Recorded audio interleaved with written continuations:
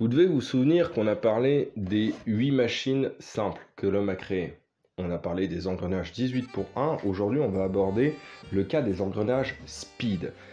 Engrenage speed, pour moi, c'est vraiment un argument commercial. Ce ne sont pas forcément des engrenages dits rapides. Moi, ce que je vois plus, c'est qu'on a supprimé du couple au profit de la vitesse. Chacun voit midi à sa porte. Mais gardez à l'esprit que, en théorie, si le bevel gear tourne 100 fois, vous aurez 7,5 tirs en 13-1 et 5,5 tirs en 18-1. Est-ce que pour 2 tirs, ça vaut vraiment le coup ?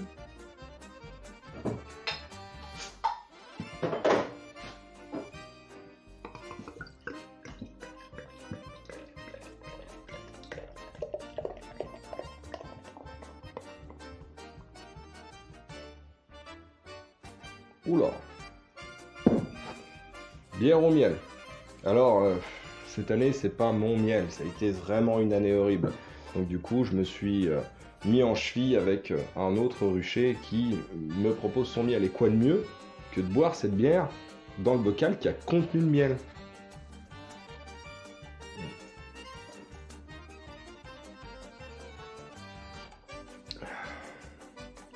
On pourra en parler pendant des heures.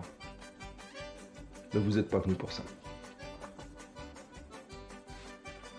Les engrenages, on va descendre généralement le ratio pour obtenir de la cadence, de la réactivité. On va déjà définir ensemble ces mots-là. Aujourd'hui, retenez bien qu'on va parler uniquement de cadence, c'est-à-dire de full. Full auto. Alors, je pense qu'il y a des gens qui sont déjà partis, mais du full auto, on peut en faire. On peut en faire, il faut être gourmand, mais pas trop, mais on peut s'amuser. Il y a certaines répliques qui tirent qu'en full, et je pensais que aborder le sujet de la cadence était quelque chose qui était assez intéressant. Donc cadence, c'est le full. La réactivité, c'est le délai qui va séparer la pression, donc c'est-à-dire la fermeture de votre circuit électrique, et le coup qui part. Aujourd'hui, on ne va pas du tout en parler, parce qu'il y a beaucoup plus de paramètres qui vont influencer cette réactivité que le ratio d'engrenage en lui-même. D'accord ? On le verra beaucoup plus tard. Et on a ce qu'on pourrait appeler, enfin en tout cas moi ce que j'appelle la cadence en semi, c'est-à-dire cette capacité qu'on a de spammer la queue de détente. Et là aussi, il y a beaucoup de paramètres au-delà du ratio d'engrenage qui influencent ça. Donc si on en revient à notre théorie, 100 tours de bevel gear vont induire 7,5 tours quand on est dans des engrenages 13-1 et 5,5 quand on est sur du 18 pour 1. Mais ça, c'est vraiment dans un monde idéal et c'est en théorie. Parce que dans la pratique, vous allez avoir une crémaillère qui, elle, est retenue par un ressort qui peut être linéaire ou non linéaire, avec une tension dans les deux cas. Mais surtout, vous allez être mis en mouvement avec, alors je le décroche, tac, un moteur, et ce moteur va être alimenté, lui, par une batterie. Le moteur, il a un certain nombre de TPA, il va être speed, high speed, torque, etc. Et votre batterie, elle va avoir un taux de décharge, elle va avoir une capacité, elle va avoir un voltage, et finalement, votre engrenage, il est influencé par tout ce qu'il y a autour.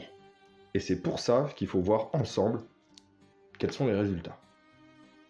Alors avant d'aller plus loin, je vais parler un petit peu de protocole. Donc on a toujours notre... Ouais, ça fout la gerbe.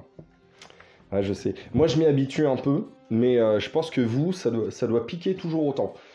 C'est cette réplique qui a servi de laboratoire. Alors le protocole, je vais vous l'expliquer, il est très très simple.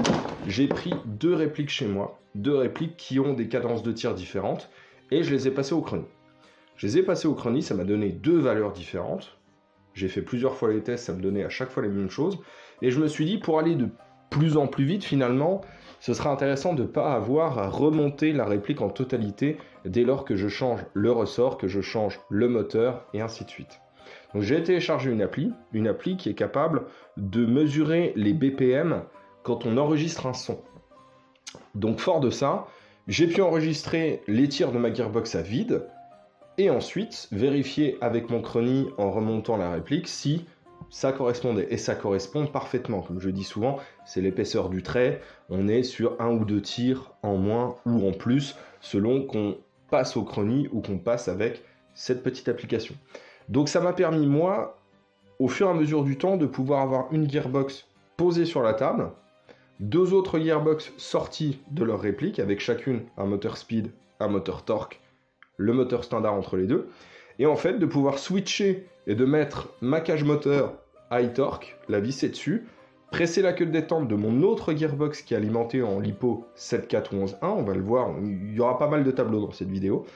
Et comme ça, pouvoir switcher assez rapidement et pouvoir tester un grand nombre de types de ressorts et de pouvoir les comparer avec notre référence. C'est pour ça d'ailleurs que les vidéos se suivent, hein. Ça semble un peu décousu, mais il y a quand même une suite dans les idées. On a parlé du 18:1 pour pouvoir parler du 13:1. Il fallait déjà parler de ce qu'on appelle le standard pour arriver dans la particularité et notamment dans les engrenages speed, que je préfère appeler les engrenages qui ont perdu un peu de couple au fur et à mesure de leur trajet. Les graphiques que je vais vous présenter, pour faire simple, on a en dessous les ressorts M85, 90, 100, 110, 120, 130, 140, 150 et sur l'axe vertical, on a une cadence. Une cadence, donc, j'ai pas noté si c'était 800, 300 coups par minute et ainsi de suite, parce que ça, c'est pas vraiment une information qui nous intéresse. Nous, ce qui va nous intéresser, c'est ce qu'on appelle la pente et c'est surtout les croisements, les points d'intersection entre différentes droites qui vont nous permettre de délimiter des zones, un petit peu comme dans les engrenages 18:1. Et on va voir ça tout de suite. On remarque, et là je vais vous le mettre un petit tableau, déjà une première chose. Une première chose, c'est au niveau de la batterie et de l'alimentation en fait de votre moteur, hein, que ce soit un speed, un standard ou un high torque, on a ce petit tableau. Ce petit tableau en fait va vous montrer le nombre de tours qu'on peut faire en augmentant le voltage. Plus on augmente le voltage, c'est pour ça qu'il y a eu la vidéo sur les LiPo, avant de parler justement des 13.1, plus on augmente le voltage, plus votre moteur va tourner vite. Voilà. Donc, fort de ça, on va faire des tests en LiPo 7.4 et en LiPo 11.1. Mais je ne vais pas vous présenter les résultats bruts comme ça, je vais vous présenter l'extrait sec en quelques petits graphes. Et on a ce premier graphe avec justement, alors je vais me décaler un petit peu comme Evelyne Delia, voilà, je vais me mettre à peu près là. Donc on a un premier graphe avec notre 18:1. 18:1 moteur standard LiPo 7.4. Ça nous donne cette droite qui a une pente. Voilà. Fort de ça, on va essayer en 13.1. Alors on part aussi du principe que je sais caler des engrenages correctement, donc je n'ai pas induit de frottement supplémentaire et ainsi de suite. On va passer sur du 13.1 en LiPo 7.4 en moteur standard et on va obtenir la deuxième droite ici. La deuxième droite ici, vous pouvez voir qu'elle a une pente qui est beaucoup plus prononcée que la première. C'est-à-dire qu'on commence plus haut par rapport à du 18.1. On a effectivement une meilleure cadence sur un M85 en 13.1 qu'en 18.1. Mais vous voyez que c'est une pente qui est bien plus prononcée. C'est-à-dire on commence plus haut, mais on va perdre en cadence beaucoup plus vite. Et on va arriver à une pierre d'achoppement. Donc à point dur, quelque chose qu'on n'arrive pas à surmonter. Parce que finalement, c'est un endroit où le ratio 18:1, avec son couple supplémentaire, va être beaucoup plus à l'aise avec un moteur standard. Ce qui fait que, ce qu'on peut conclure déjà de ce premier graphe, c'est qu'avec un moteur standard en 18.1 et un moteur standard en 13.1, il vaut mieux utiliser un 13.1 jusqu'au M90. Alors c'est les M90 de chez CNC Production, ça va dépendre aussi de tous les ressorts que vous pouvez trouver à droite à gauche, c'est pour ça aussi qu'il n'y a pas de valeur de cadence sur le côté, parce que ça dépend véritablement. Et même ce qu'on a sur l'horizontale, ça dépendra aussi. Si vous faites vos tests vous-même, selon la marque des ressorts que vous allez utiliser, cette pierre d'achoppement, vous allez pouvoir la décaler en avant ou en arrière. Mais ici, dans ces tests avec les ressorts CNC Production, on arrive à un M90. Au-delà d'un M90 en moteur standard en LiPo 7.4, il vaut mieux utiliser un 18.1 qu'un 13.1. Maintenant, on peut se poser la question, qu'est-ce qui se passe avec un moteur high torque? Le moteur high torque, on voit déjà qu'avec notre 18.1, on a une pente qui est moins prononcée. C'est-à-dire qu'on va utiliser notre couple correctement pendant un certain laps de temps, un laps de temps beaucoup plus long. Alors, c'est pas un laps de temps, c'est plus une force de ressort, en fait. M85, M90, M100, M110, et ainsi de suite. Par contre, quand on utilise le moteur high torque avec du 13.1, on arrive à décaler la pierre d'achoppement juste avant le M100. Juste avant le M100. Et c'est ça qui est super intéressant, et il faut l'illustrer par un exemple. Donc cet exemple, ce sera l'exemple de mon SR3M. Mon SR3M, c'est un DMR quand il est dans cette configuration, mais souvenez-vous de la vidéo, on peut supprimer le modérateur de son, mettre un canon plus court. Quand on met un canon plus court, évidemment, encore la vidéo sur réplique canon court, on modifie le cylindre. Bref, en faisant quelques modifications et en gardant le 13.1, on a une réplique qui est ultra polyvalente. Mais ici, alors, elle n'est pas alimentée, je vais mettre quand même une paire de lunettes. Elle est où? Tac, hop, petite paire de lunettes. Et voilà à quoi ça ressemble. Alors, pour le coup, c'est que du semi. Tac. Ça semble pas du tout peiner, comme dans la vidéo que je vous avais montré. Ça ne peine absolument pas. Là, on a une utilisation du 13.1 qui est déterminée pour le DMR. Si vous avez une bonne étanchéité, et ça c'est le préambule, vous pouvez utiliser un peu tous les types d'engrenages que vous voulez, parce que vous pourrez utiliser tous les types de ressorts. Donc ici, on est dans le cas extrême. Moteur high torque, il faudra que j'achète un petit peu de matos pour pouvoir mesurer la consommation électrique, parce que ça aussi, ça peut être intéressant. Mais de voir que ça fonctionne jusqu'au M100 en moteur high torque. Ici, c'était une 11.1, ça fonctionne aussi en 7.4. Donc si on reprend, notre pierre d'achoppement, on peut la déplacer en augmentant le couple moteur. Ce qui est logique, il n'y a pas assez de couple dans le ratio d'engrenage. Si on en rajoute dans le moteur, on arrive à aller un peu plus loin. Alors, on me dit souvent, j'ai changé les engrenages, j'ai pris du 13.1, je suis passé en lipo 11.1, j'ai beaucoup plus de cadence que mon ancienne config qui était en 18.1 en 7.4. Bah là, vous avez changé tous les paramètres, donc on peut absolument pas conclure sur quelque chose comme ça. Vous avez changé les paramètres d'un côté et pas à l'avance sur ce qui était déjà d'origine. Donc moi, ce que je peux simplement vous dire, c'est que comparons ce qui est comparable. On va passer au moteur speed. Alors le moteur speed, évidemment, on retire encore du couple, hein, on tourne beaucoup plus vite, mais on a un couple qui est beaucoup plus faible. Donc du coup, on tombe sur ce type de graphique. Ici, bah, vous avez du 18.1 qui était avec un moteur speed en lipo 7.4. Ça nous donne une pente qui est beaucoup plus prononcée que les précédentes. Hein. Mais quand on met du 13.1, eh ben, on voit qu'on a une pente, cette fois-ci, très prononcée. C'est-à-dire qu'on commence très haut, sur du M85, mais passer le M90, ça devient déjà compliqué. Donc là, c'est typiquement une config moteur speed, engrenage speed. C'est vraiment fait pour des répliques qui font uniquement du full. Des répliques qui font uniquement du full, il y en a une qui va arriver bientôt. Tac, c'est celle-ci, la Sten. Merci d'ailleurs au passage. Merci d'ailleurs au passage pour le petit tarif. Franchement, c'était cool. Donc la Sten, vous avez quelque chose qui fait que du full. Donc là, ça peut être intéressant d'avoir une puissance très modérée, parce qu'encore une fois, l'étude qu'on est en train de faire là, on parle de cadence, donc on parle de full. Qui dit full dit rester en dessous de 1 joule 1. Alors si vous avez une étanchéité correcte, passez le M90, on est au-dessus de 1 joule 1. Donc en fait, tout ce que je suis en train de dire au-dessus du M90 ne devrait pas avoir lieu d'être ici.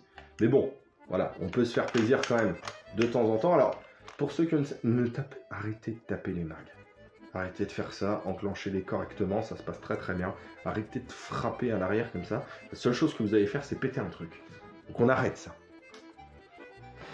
Donc ces ratios d'engrenage, si on augmente la puissance de la batterie, si on augmente le voltage, si on augmente le taux de décharge, alors comme dit dans la vidéo sur les lipos, si on augmente le taux de décharge, on va augmenter la réactivité, c'est-à-dire la capacité de votre batterie à donner un ampérage beaucoup plus conséquent sans risquer une détérioration. D'accord? Là, c'est CF, les vidéos sur les lipos. Mais si vous augmentez le voltage, ce que vous allez faire, et dans tous les cas, hein, que ce soit le speed, le standard, le high torque, c'est que vous allez prendre vos droites, d'accord, celles qu'on a fait 18.1 et 13.1, et vous allez simplement les remonter. À aucun moment, vous allez les décaler. C'est ça qui est très important. C'est que vous ne faites pas de décalage dans le couple. Parce que vous n'en avez pas dans votre ratio d'engrenage. Donc comme vous n'en avez pas dans le ratio d'engrenage, vous allez augmenter une cadence. Et bon, bah, selon les mesures, voilà, la pierre d'achoppement, elle était à M90, elle passe sur du high torque, elle passe au M100, mais vous ne dépasserez pas le M100. vous ne pourrez pas dépasser le M100. En tout cas, dans ma config, je ne dépasse pas le M100. Et au-delà du M100, il convient de prendre des engrenages 18 pour 1 pour avoir plus de cadence, qui n'a aucune raison d'être, parce qu'au-dessus du M100, ou au-dessus du M90 en tout cas, on est au-dessus de 1 joule 1, donc en fait, voilà, pas de full et ainsi de suite. Donc tout ça pour vous dire que des fois, bah, finalement, la morale, hein, parce qu'aucune loi ne nous interdit de faire du full, on n'est pas en Allemagne, mais la morale, bah, voilà, va brider un petit peu la... je vais pas dire la recherche, ce serait un bien grand mot, mais ça bride un peu, et c'est un peu dommage. Donc c'est pour ça que c'est intéressant d'avoir une petite réplique qui sert de banc test. Là du coup elle est passée en 32.1. Elle est passée en 32 pour 1 parce que j'ai 2-3 petits tests à faire, parce que je dois vous en parler des 32 pour 1. Mais se pose la question aussi, si on augmente la cadence, il va falloir augmenter aussi les capacités des chargeurs. Parce que, bah oui, la plupart du temps, là, sur toutes les répliques, parce que j'ai des répliques en bas pour vous les soulever et vous les montrer. Donc du coup j'ai la Sten MK2 qui va bientôt passer. Je vais avoir aussi la PP19 Bison. La PP19 Bison, on n'est pas sur du 13 ans, on est sur du 12-1. Donc on a encore diminué le ratio d'engrenage. On est sur un moteur high torque. On a un bon volume de cylindre, donc avec un M85. D'accord, si vous vous souvenez, j'avais même dû changer le guide ressort pour rester en dessous des 1 joule 1. Donc ça, c'est vraiment une réplique qui est rush, qui fait énormément de full. Bon là, ça se voit. Ici, on est sur le mag qui fait, je sais plus, un peu plus de 1000 billes, je crois. Donc, honnêtement, pas besoin de recharger. Mais ça permet, voilà, de jouer en étant speed. Et quand on respecte le joueur qui est en face, le full, c'est très rare qu'on ait besoin, honnêtement. À part si en face, il baisse pas la tête. Mais généralement, avec une réplique comme ça, une petite rafale, les têtes se baissent et ça suffit. Et ça remplit parfaitement son rôle. Même si c'est pas une batteuse. Je sais que c'est pas une batteuse. Il y en a qui préfèrent le semi, mais je suis désolé, en dessous de 350 fps, on a quand même le droit de faire un petit peu de full. Alors après, on va arriver sur des choses un petit peu plus exotiques. Ici, on est sur une AKM-SU, donc ça semble court comme ça. Bon, on peut, tac, mettre une petite poignée, mais là, il va falloir revoir la taille des mags. Ah, je suis bloqué, je suis pris. Ah, je suis pris. Ah. Maquilleuse. Voilà, tac. Donc là, on va pouvoir changer de mag pour prendre quelque chose d'un peu plus conséquent. Donc effectivement, là, c'est un emport qui est différent. Et ça aussi, c'est quelque chose qu'il faut gérer. On met du 13.1, on veut de la cadence, bah du coup, il faut un emport conséquent. Si on est vraiment gourmand, alors là, je vais mettre les petites lunettes, même si je tire à vide. Si on est vraiment gourmand, on peut passer sur la gamme supérieure. Et la gamme supérieure, ça reste quand même un petit drum avec un switch déporté. Et pouvoir faire du semi avec le T238. Et en gardant appuyé, parce que je suis en mode Hogue, taper du full. Là, je suis en lipo 7.4. Et ça fonctionne parfaitement. Parce que justement, cette réplique-là, elle sort à 350 fps, donc 1 joule 1. Et c'est ça qui est intéressant, de pouvoir comme ça modifier un petit peu ce qu'on veut et obtenir jusqu'au DMR. Jusqu'au DMR, comme on en a parlé. Là, ce sera uniquement pour du semi, donc ça sort du domaine de compétence. Mais le 13.1 peut se mettre dedans quand on recherche quelque chose. Ça, pareil, on le verra au niveau du son, quand on abordera le son sur les répliques Airsoft. Donc tout ce petit panel qui est en dessous de moi et que vous pouvez voir peut-être même pas, tout ce petit panel qui est en dessous de moi possède des engrenages speed, avec certaines fois des moteurs standards, des moteurs high speed, des moteurs high torque, et ainsi de suite.